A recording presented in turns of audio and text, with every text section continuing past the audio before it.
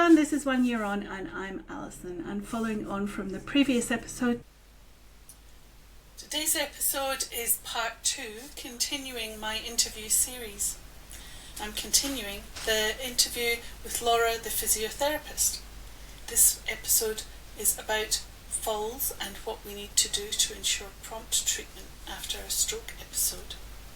First, I need to read this disclaimer. This interview is general information, it's not medical advice and doesn't replace assessment or care from your own clinical team. If you have concerns about your health or recovery, please seek advice from a qualified health professional. Okay, so after that, I'm delighted to welcome Laura Davison to our podcast. My next question, 2 people can have a stroke, but it looks completely different. Yes. And exactly because where in the brain it is, how severe it is, was it a bleed or a blood clot?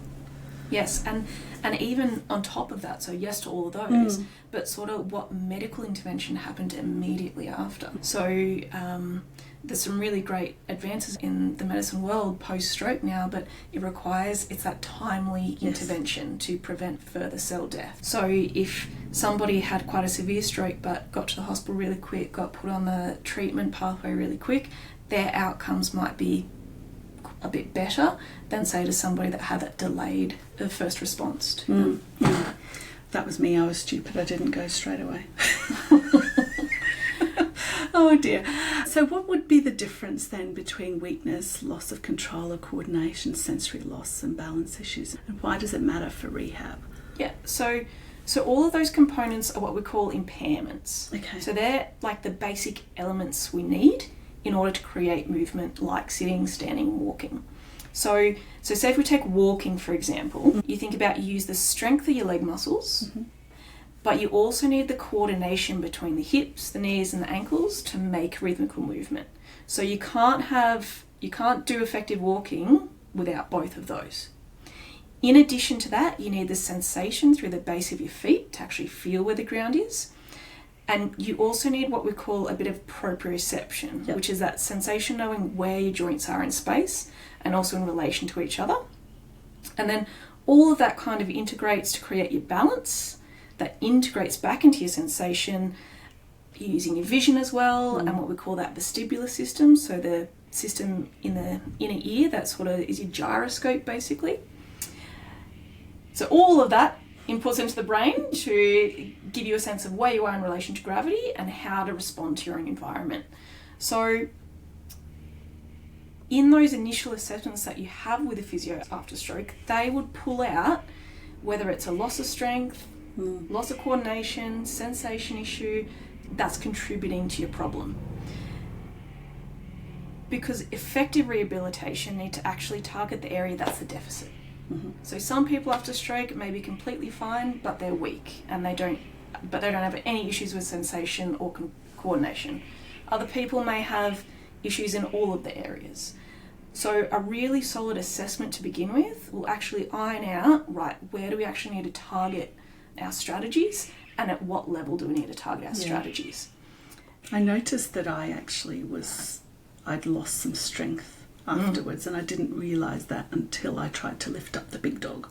Yeah, and a lot of our time, our strength is isolated to those one-off movements where you have to really get yourself prepared, and all of a sudden your brain's like, hang on, we can't do this, and you're like, why can't we do this? So it is really hard to also assess yourself and not know whether, all right, is it a loss of strength, or is it my brain can't coordinate between my arms picking up and my legs pushing at the same time, or any other issues that may pop up. So that's why when somebody actually really does a full assessment on you and figure out, right, you do have strength deficits here, here and here, or you do have coordination deficits here, here and here, we can tailor a program to build on that and then integrate it back into the actual activity that was the problem. Yeah, that's really interesting. I probably ought to have gotten somebody. It's the I should have sort of thing, isn't it? It's quite strange. So say somebody looks like they're walking okay, but what would be the hidden risks that you're looking for? Yeah, so someone may look like they're walking fine. Maybe if they're walking in a straight line, there's no distractions, they're on an even floor in a well-lit room, right? No problems. But we rarely ever actually do that day to day. So again, a physio hat on, we, in this situation, if we're assessing your walking, will actually usually challenge that person to the point where it starts to get a bit iffy to see where their threshold is. Yep. So It's testing you. testing the limits, Yeah, right? yeah. So it might be you hold a cup of water as you walk and you might find that your steps go out of whack, or you start talking to them and they'll start veering off to the left, or you might challenge them on uneven surfaces and you'll see them start to stumble. So we really need to see where that level lies and then start pushing and challenging that threshold safely To actually increase your capacity. Yeah. Because actually the biggest risk you run not doing that is the risk of a fall. Yes. And so a fall, while sometimes it might mean nothing to somebody else, it might mean everything to somebody else. So it could mean another hospitalisation, broken bone, or the morbidity that comes with another injury. Certainly older people often can have broken bones, and it can make a massive difference to them. Yeah. And then say even if you were relatively healthy and you fall over and break your bone and you've got 6 weeks bed rest, the deconditioning that happens to your body in that time will increase your likelihood of developing something else. Yes. So there's a huge push in healthcare to prevent the falls, because we know that once a person falls, it's just one thing after the next in terms of negativity. Yeah. My father-in-law had a fall on the weekend. So, yeah, it's not good. Can we talk about neuroplasticity? Everybody loves this word. Loves this word. And it's a buzz phrase. But if it isn't a buzz phrase, what does it mean for us going into rehab on a day-to-day basis? Well, it's basically the whole reason why rehab exists. So it's pretty important. So if our brains could not change to develop new connections, we'd actually never learn anything. Right? So it'd be like, all right, you've reached 30, nothing's happening now in your brain. You've got what you've got, you can't do anything else. Okay. So there'd be no point to exercise, there'd be no point to rehab, or even to adult classes on any topic. So adult piano lessons wouldn't be a thing. Okay. So the fact that our brains are neuroplastic means we can learn new skills in any sense. And so that's neuroplasticity is just learning. Yeah, it's about creating the new connections. Okay. So in terms of rehabilitation in stroke, because we already had those skills, and then the stroke has come and wiped out maybe an area of the brain, the neuroplasticity in that sense is either utilising old connections, rebuilding connections, or making new pathways to relearn a skill. So it's kind of like there's a big pothole in the road. We can't use that pothole anymore, so we have to build road around it. Yep. To get to that skill that you've lost. But again, it's just like neuroplasticity only works if there's challenging and high repetitions. Yep. Okay, so That's why I got so good at doing my phone, because I was absolutely addicted to it.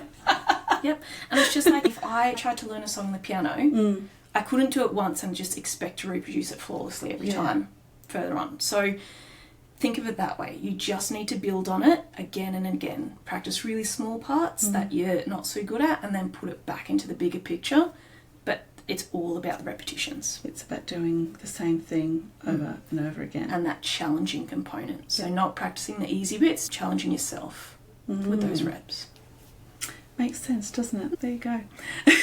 So what would you say matters most? The repetition, the difficulty, or doing the right task? Yeah, so I had to think about this. It's like a bit of a weave through it. So I'd argue that getting the task right is the priority, because otherwise you're practicing the wrong thing. Okay? True. So you've got to get the task right. Then you have to follow with reps for the consistency. And then once you have the consistency, you add the difficulty. Okay. Does that make sense? Yes.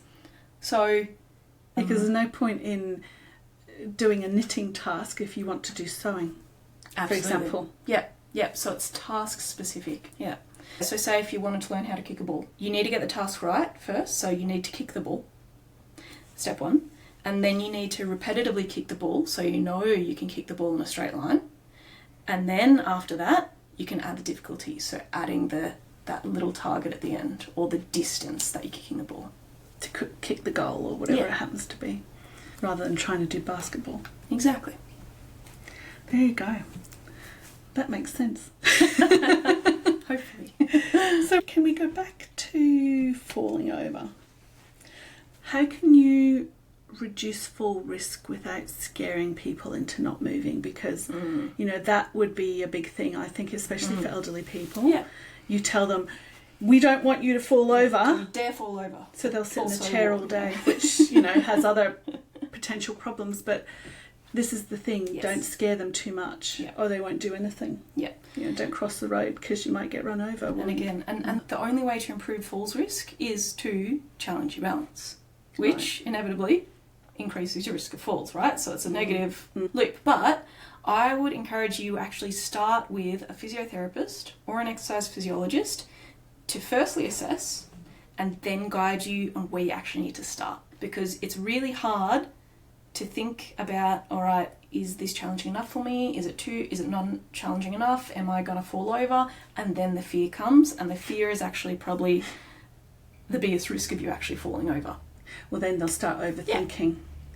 Maybe in the rehab space, would they have lots of crash mats?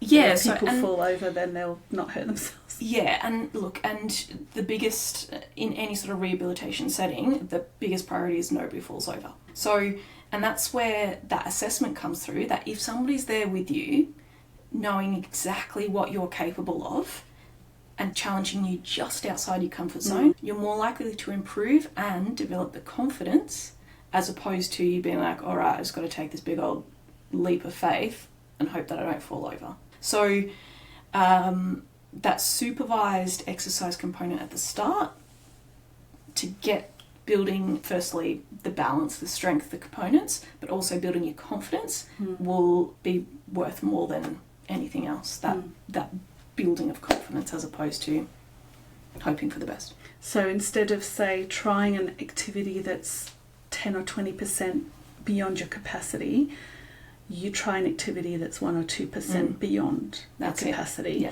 And it's that little creep of increase in your capacity that then makes a 10% improvement or absolutely. a 20% improvement or whatever. Yep, the small steps as opposed to the giant leaps. Thank you very much for listening. If you liked this episode, please like, share and subscribe. The next episode will be part 3 of the interview with Laura, the physiotherapist.